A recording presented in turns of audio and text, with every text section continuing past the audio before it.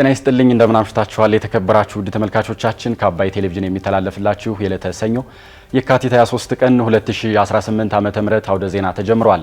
በምሽቱ የዜና ወጃችን በርካታ ጉዳዮችን ወደ እናንተ እናደርሳለን። ዜናውን እየመራሁ ደግሞ እኔ ቴዎድሮስ አይቸው ከእናንተ ጋር ቆይታ አደርጋለሁ። አብራችሁን ቆዩ።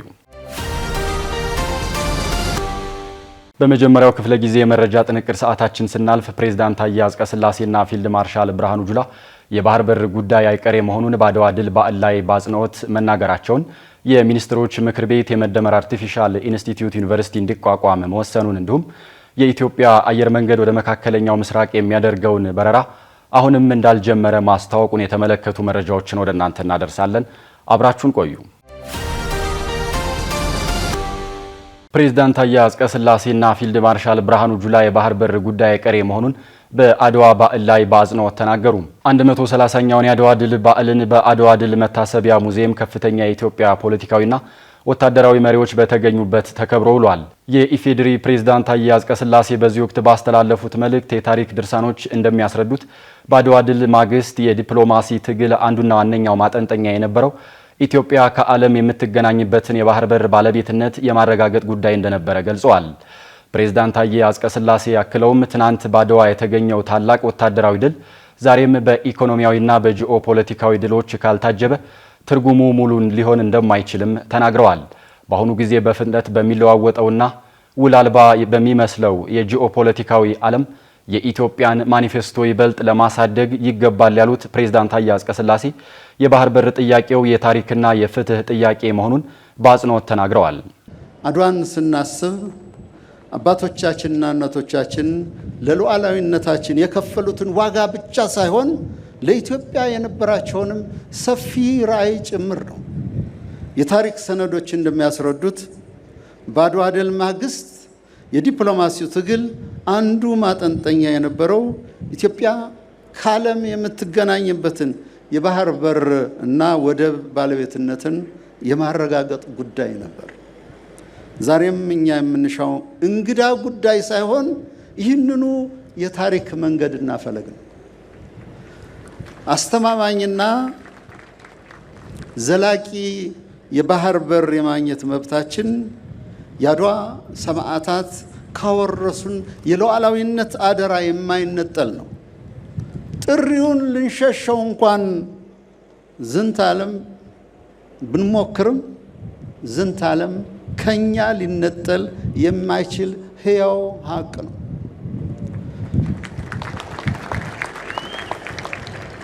ኢትዮጵያውያን አገራዊ ሉዓላዊነታችን ለማስከበር ያደረግነው የዘመናት ተጋድሎ ሲታይ ታሪክ ለኢትዮጵያ በጎ ነበር፣ መልካም ነበር ታሪክ።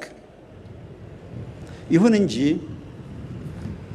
ባለፈ ያጅና በሰሞንተኛ የፖለቲካ ርዕዮት ስሌት ያውም ኢትዮጵያዊነትን ባልዋጀ ሐሳብ ታሪካችንና ስትራቴጂካዊ መልሕቃችን መስዋዕት እንድናደርግ ተገደናል። ነገን ለማየት እንዳንችል በፖለቲካ ግርዶሽ ስትራቴጂካዊ ጥቅሞቻችንን አሳልፈን ሰጥተናል። ስለዚህ አድዋ ያስተማረን በእንዲህ አይነት የሉዓላዊነት ጉዳዮች ላይ የምንወስደው ስትራቴጂካዊ ውሳኔ ከታሪክ ትክክለኛ ጎን መቆም መቻል እንዳለብን የሚያረጋግጥ።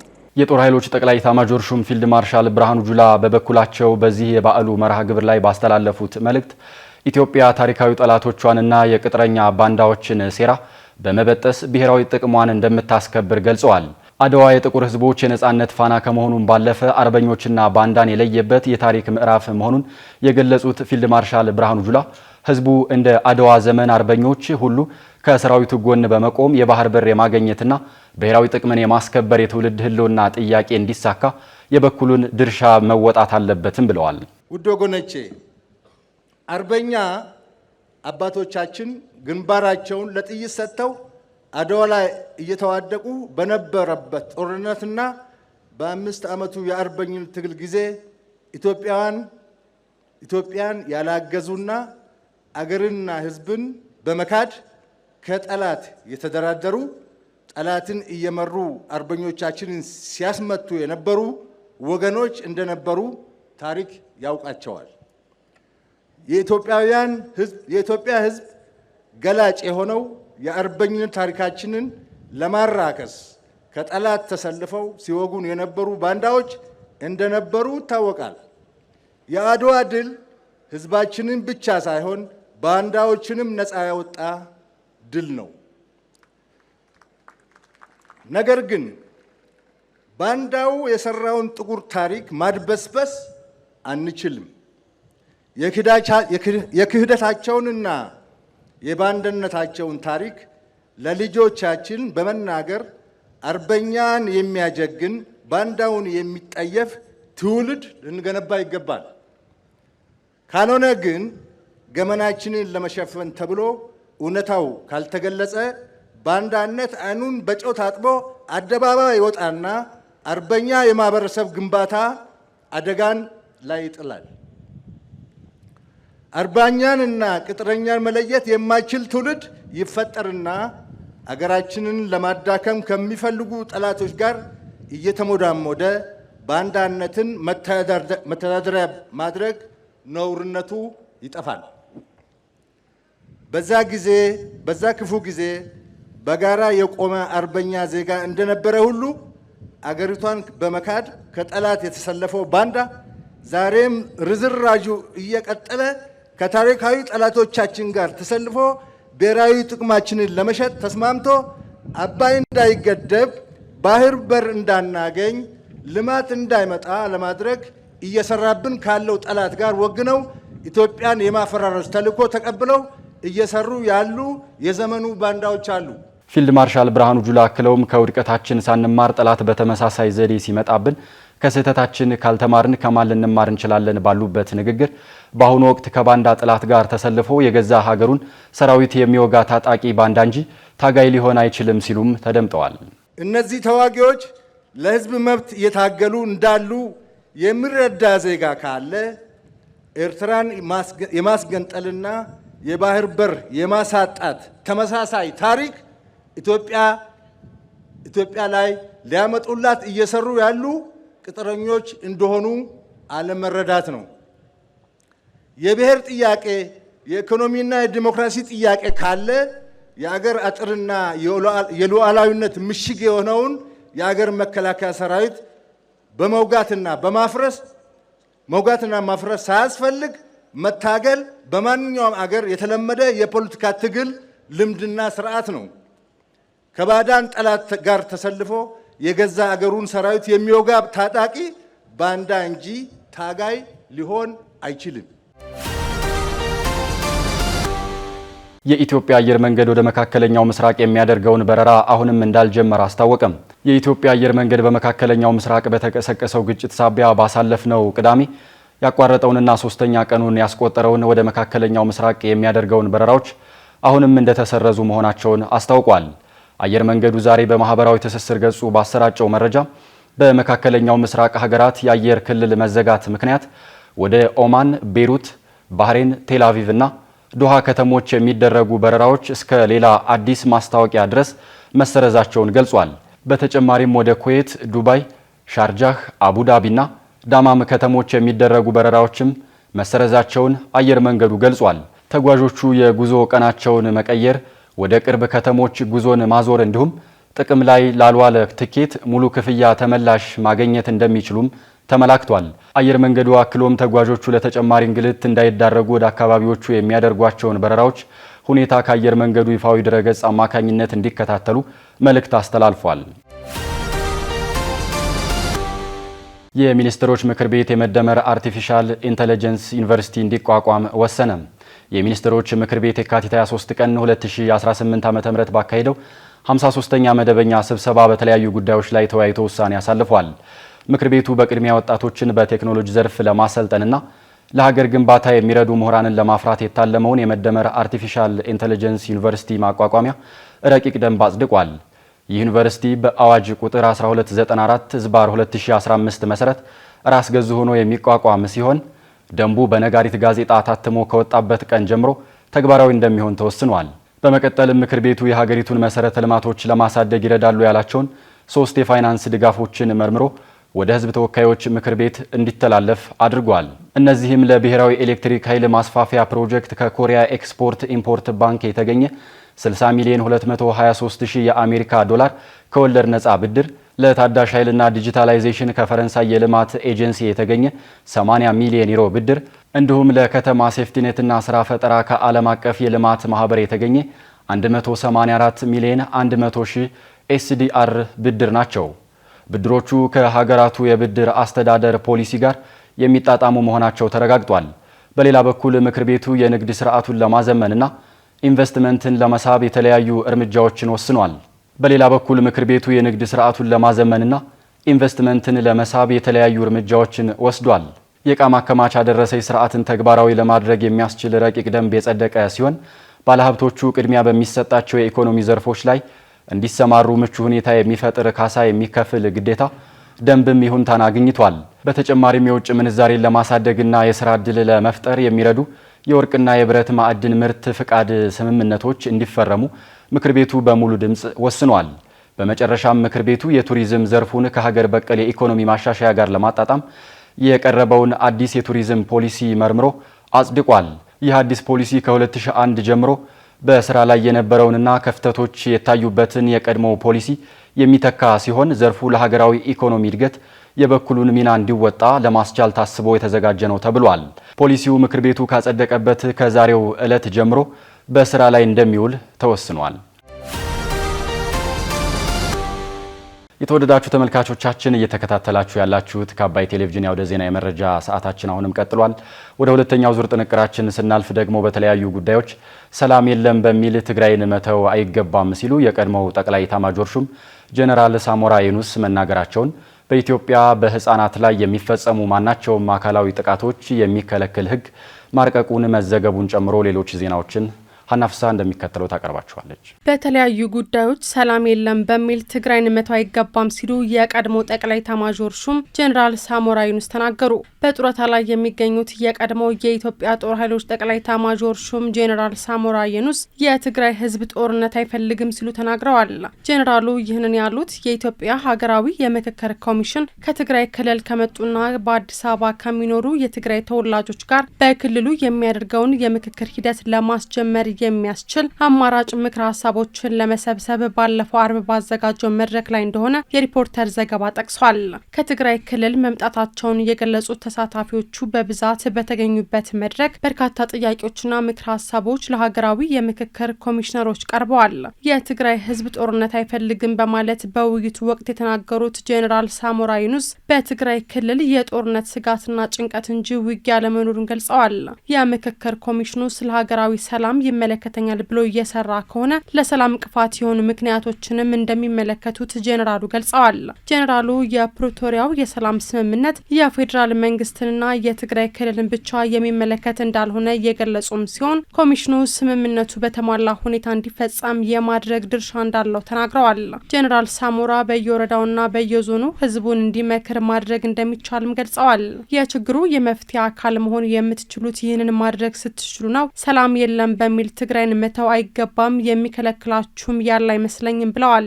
አክለውም የትግራይ ህዝብ ለረጅም ዓመታት የመምረጥና የመመረጥ እድሉን ተነፍጎ መቆየቱንና በፌዴራል መንግስት ውክልና እንዲኖረው ኮሚሽኑ ድርሻውን መወጣት እንዳለበትም አሳስበዋል። ጄኔራሉ አሁን ያሉት ድሮ የተመረጡት ናቸው፣ መመረጥ የለባቸውም የሚል አቋም የለኝም፣ ግን ህዝቡ መብቱ ነው፣ ለዚህም ድርሻችሁን መወጣት አለባችሁ በማለት ለኮሚሽነሮቹ ሀሳባቸውን አቅርበዋል ሲልም ዘገባው አክሏል።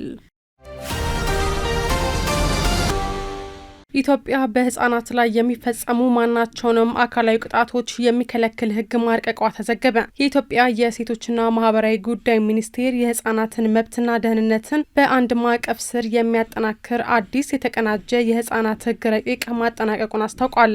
አዲሱ ህግ በተለያዩ አዋጆች ተበታትነው የነበሩ ድንጋጌዎችን በማሰባሰብ ወጥ አሰራር የሚፈጥርና ከዘመኑ ጋር የማይሄዱ አሰራሮችን ለማስቀረት ያለመ ነው ተብሏል።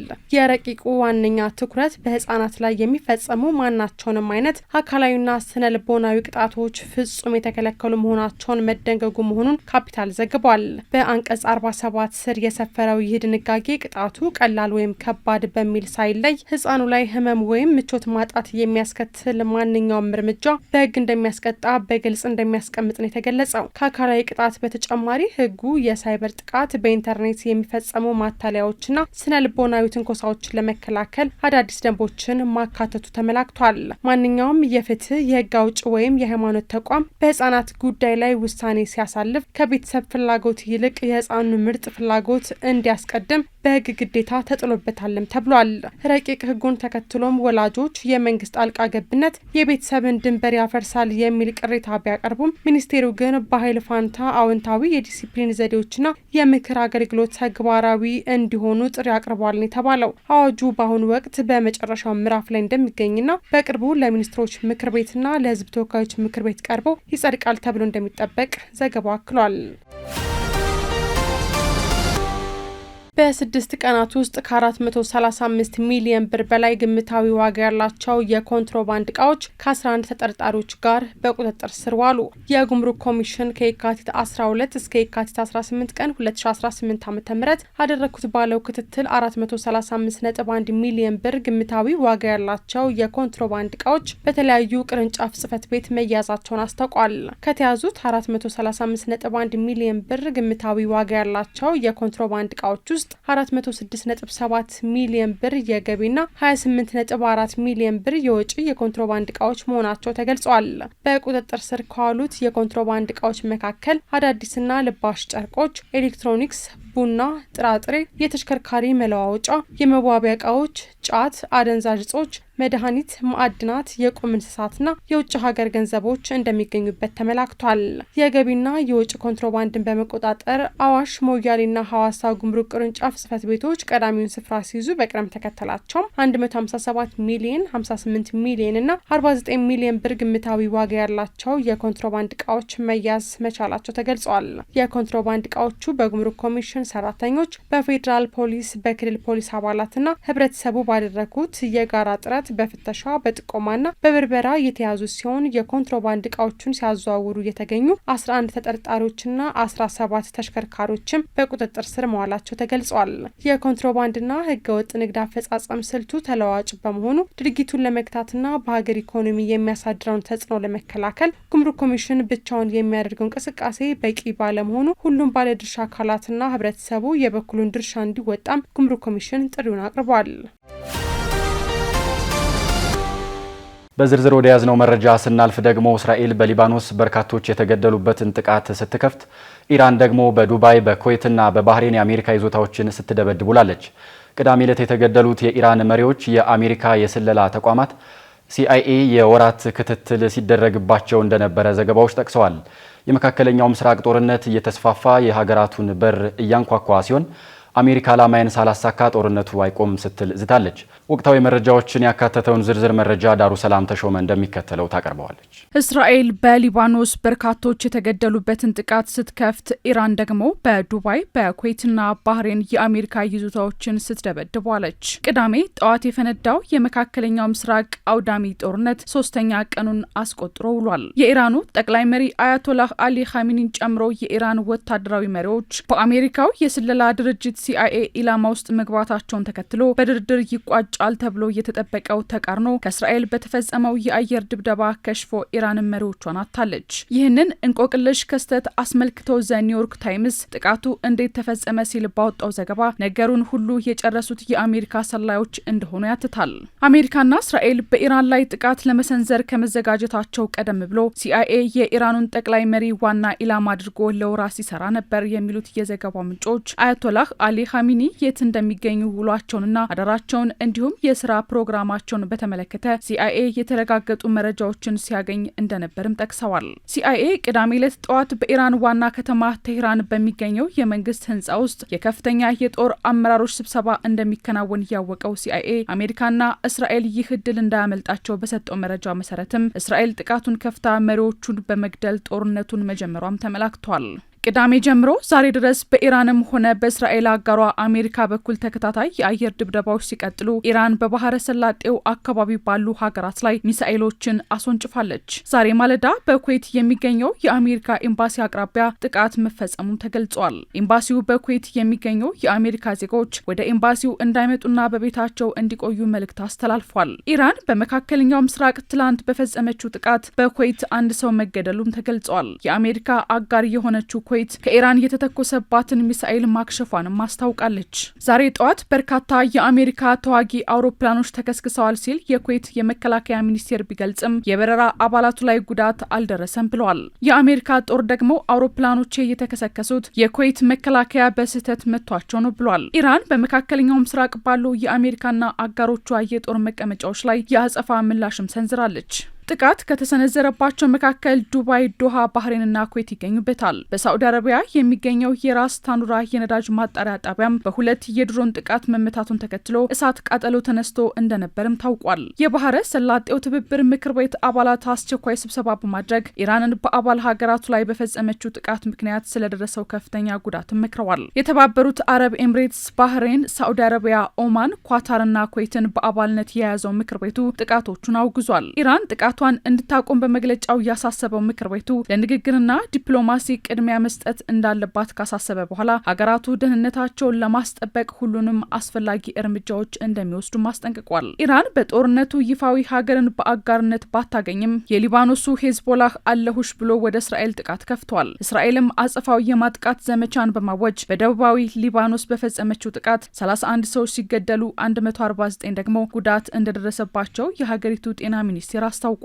የእስራኤል መከላከያ በሄዝቦላህ ላይ የማጥቃት ዘመቻ መክፈቱን እየገለጸ ሲሆን ይህም ለበርካታ ቀናት ሊቆይ ይችላልም ብሏል። የእስራኤል ጦር ቃል አቀባይ ወደ ሊባኖስ የእግረኛ ሰራዊት ይሰማራ እንደሆነ ተጠይቀው ሁሉም አማራጮች ጠረጴዛ ላይ ናቸው ሲሉ መልሰዋል። ጦርነቱ ሲቀጥል በኢራን ላይ የጥቃት ዘመቻ ከተጀመረ በኋላ ባሉት በመጀመሪያዎቹ 24 ሰዓታት ከ1000 በላይ ኢላማዎች ኢራን ውስጥ መመታታቸውን የዩናይትድ ስቴትስ ማዕከላዊ እዝ አስታውቋል። እዙ ካወጣው የጥቃት ዝርዝር ውስጥ ነጥሎ መቺ ቦምብ ጣይ አውሮፕላኖች፣ ድሮኖች፣ ተዋጊ ጄቶችና ጸረ ሚሳኤል ስርዓቶችን ጨምሮ የአሜሪካ ሰራዊት ጥቅም ላይ ያዋላቸው ጦር መሳሪያዎችንም አካቷል። ኢራን በሞቱት መሪዎቿ ምትክ ሹመት ልታካሄድ ነው በተባለበት ወቅትም ዶናልድ ትራምፕ አያቶላህ አሊ ኻሜኒን ይተካሉ ተብለው ተስፋ የሚጣልባቸው አብዛኞቹ እጩዎች በመጀመሪያው ዙር ጥቃት ተገድለዋል ሲሉ ተደምጠዋል።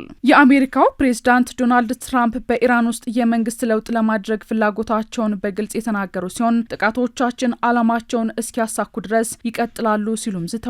የኢራን መሪዎችም ዓለምን ጉድ የሚያስብሉ አጸፋዊ እርምጃዎችን በጠላቶቻችን ላይ አይቆምም ሲሉ የጦርነቱን ቀጣይነትም ገልጸዋል። ዩናይትድ ኪንግደም፣ ፈረንሳይና ጀርመን በጋራ ባወጡት መግለጫ ኢራንን አውግዘዋል። ይህ ዜና እስከሚጠናቀርበት ሰዓት ድረስም በኢራን በኩል ከ165 በላይ ታዳጊ ተማሪዎችን ጨምሮ በድምሩ ከ550 በላይ ሰዎች፣ ከእስራኤል 9 ሰዎች እንዲሁም ከአሜሪካ 3 ሰዎች መገደላቸውን መረጃዎች ያሳያሉ።